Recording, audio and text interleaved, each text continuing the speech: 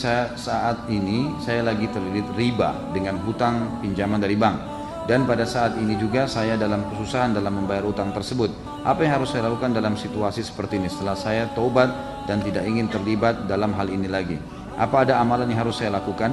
Pertama, muhasabah tentunya, karena kita sudah melakukan perbuatan salah, dan jalan yang terbaik adalah taubat nasuha kepada Allah Subhanahu wa taala. Berhentikan semua pintu-pintu riba mulai sekarang, dan yang sudah terjadi usahakan maksimalkan, lakukan apa yang bisa dimaksimalkan.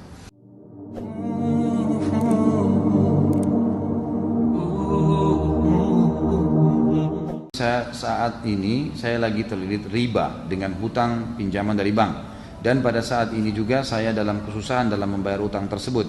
Apa yang harus saya lakukan dalam situasi seperti ini setelah saya taubat dan tidak ingin terlibat dalam hal ini lagi? Apa ada amalan yang harus saya lakukan? Pertama, muhasabah tentunya, karena kita sudah melakukan perbuatan salah, dan jalan yang terbaik adalah taubat nasuha kepada Allah Subhanahu wa taala. Berhentikan semua pintu-pintu riba mulai sekarang, dan yang sudah terjadi usahakan maksimalkan, lakukan apa yang bisa dimaksimalkan. Misal kita datang negosiasi, kalau ada dana yang bisa kita lakukan cash kita bayar, kalau nggak bisa bayar lanjutkan dengan KPR yang ada semampunya, gitu kan. Jadi semampunya dilakukan, tapi jangan buka pintu baru. Kalau Anda mengatakan lalu bagaimana, saya buntu ya, ini harus bertawakal kepada Allah SWT. Artinya memang kita meninggalkan yang haram dengan keyakinan Allah akan membantu, sambil kita ikhtiar. Insya Allah akan ada jalan keluar, dan nikmatin proses tadi yang saya bilang itu, gitu kan.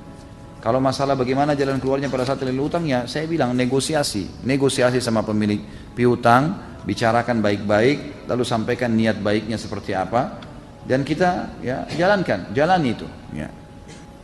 Properti nilainya akan naik terus, sehingga jika seseorang menabung untuk rencana membeli rumah akan kesulitan terbeli karena harga rumah tersebut terus naik. Maka kebanyakan orang awam mengambil jalan pintas KPR ke bank dengan alasan logika pertama, daripada uangnya buat ngontrak lebih baik buat nyicil rumah. Nanti rumahnya juga jadi milik sendiri. Kalau beli langsung ratusan juta tidak mungkin ada uang. Kan lebih baik ngansur, lebih ringan. Suka duka ngontrakan kayak kucing boyongan, pindah sini pindah sana, kadang diusir, rumah bocor dan lain-lain. Bagaimana menyikapi pemikiran masyarakat awam seperti ini?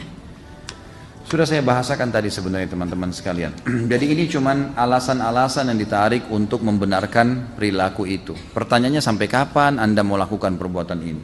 Dan kenapa, apanya yang aib? Kalau kita ngontrak, kalau dikatakan rumah kontrakan bisa bocor, memang rumah baru nggak bisa bocor? Bisa semuanya, itu cuma alasan saja. Jangan terbawa dengan arus gengsi ini. Ini gengsinya nih yang jadi masalah ini. Wahai muslimin, sadarlah ya.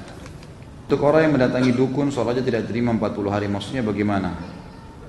Apakah rokok termasuk khamar? Benarkah orang yang meminum khamar sholatnya tidak terima 40 hari? Ini apa hubungannya sama riba nih?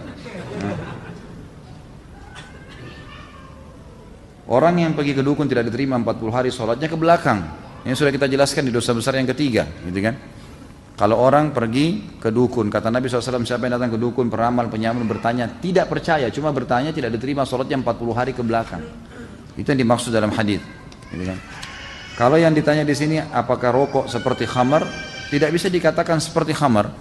Khamar sesuatu yang memabukkan, gitu kan? Allahu alam, yang saya tahu ulama tidak menyamakan dengan itu. Tapi rokok dihukumkan sendiri, dia masuk dalam khaba'ith. Khaba'ith itu sesuatu yang berbahaya bagi kesehatan. Dan Allah mengatakan, kata Allah SWT, saya menghalalkan ya, saya menghalalkan yang baik-baik dan mengharamkan yang khaba'ith ya. Allah mengatakan saya menghalalkan ya, Allah SWT menghalalkan semua yang baik-baik dan mengharamkan yang khaba'ith. Jadi yang khaba'ith ini semua yang buruk itu diharamkan oleh Allah Subhanahu wa taala. Maka ulama mengatakan khaba'ith adalah sesuatu yang buruk, adalah yang akan berbahaya bagi kesehatan manusia, berbahaya bagi kehidupan mereka. Masuk di dalamnya masalah rokok, dan saya sudah pernah jelaskan panjang lebar hukum masalah ini. Saya mau tanya, tante saya sudah tercebur dalam riba, dia pinjam 800 juta, sekarang sudah menjadi 1,7 M. Pada saat pinjam, ia tahu kalau itu riba. Sekarang bagaimana tante saya mencuci uang, sedangkan uangnya sudah tercampur? Syukran Ustaz. Ini kesian Ustaz ya, karena kadang-kadang pesawat itu seperti kalau pilot udah patah sayapnya kiri kanan ya, ini selamatin. Sama pernah saya kasih contoh itu, ada ibu-ibu 5 hari lagi mau Ramadan, tanya, Ustadz saya punya utang Ramadan 2 minggu belum saya bayar, bagaimana hukumnya? Jadi saya lempar tanya, ibu 11 bulan kemana? Hah? Masa sekarang sudah kepepet tinggal 5 hari Ramadan baru tanya 2 minggu utang saya? Jadi seperti Ustadz yang harus nanggung tuh. Ini tante anda yang bertanya sudah tahu riba, kenapa dilakukan? Ya, sudah tahu riba dilakukan, jadi akhirnya konsekuensinya datang, gitu kan? Sampai 1,7 M, bagaimana dia harus melakukannya? Dia harus bertaubat kepada Allah, kemudian dia berhenti sampai di situ, dia berusaha menyelesaikan apa yang ada. Itu jawaban ringkasnya. Karena tidak ada jawaban yang lain, gitu kan? Tahun lalu saya bangun rumah, sebelumnya saya taruh di deposit, waktu itu belum tahu hukum riba. Bunga dari bank tersebut 42 juta. Ada sebagian sudah saya berikan kepada orang yang perlu. Pertanyaan saya, sisanya selain untuk kepentingan umum jembatan, maksudnya mungkin bunga bank kali ya. Iya. Apakah boleh saya berikan kepada orang yang terlilit utang, orang sakit mau operasi, non muslim yang sedang kesusahan? Jadi lebih bunga bank itu difatwakan oleh para ulama dibolehkan, bank konvensional ya, dibolehkan untuk dikeluarkan untuk kegiatan sosial, perbaikan jalan, kemudian sumur, paving block, got, selokan, jembatan, itu semua fatwa ulama dibolehkan. Karena dikhawatirkan, ini sebab pertanyaannya muncul karena banyaknya pengusaha muslim dari Timur Tengah yang punya rekening di bank-bank konvensional di Amerika dan bunganya sangat besar, mereka tidak pernah sentuh. Akhirnya diambil oleh orang Yahudi, orang-orang Nasrani, lalu mereka lakukan untuk kegiatan agama mereka. Yang Yahudi pakai untuk beli senjata bunuh orang-orang muslim di Palestina, yang Nasrani buat bangun gereja. Akhirnya ditanya, bagaimana hukumnya nih? Akhirnya keluarlah fatwa ulama, jumhur ulama mengatakan boleh ditarik, tapi itu menjadi hukum uang, ya, tidak ada pemiliknya.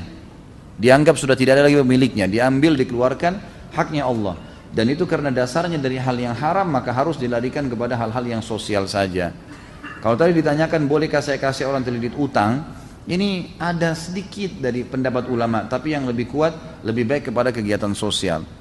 Non muslim pun yang dalam kesusahan ini lebih baik tidak usah dikasih dari situ, tuh dikasihkan kegiatan sosial aja, ya, kegiatan sosial, buat WC umum, jembatan, ya, perairan dan seterusnya. Apa hukum jual beli valuta asing seperti dolar? Karena ada yang berpendapat bahwa perbedaan selisih ketika kita membeli dan menjual dolar tersebut dianggap sesuatu yang syubhat. Enggak, boleh saja, karena memang kan nilainya berbeda. Uang itu sama, ya, uang itu kalau berbeda nilai memang ada kursnya, itu tidak ada masalah.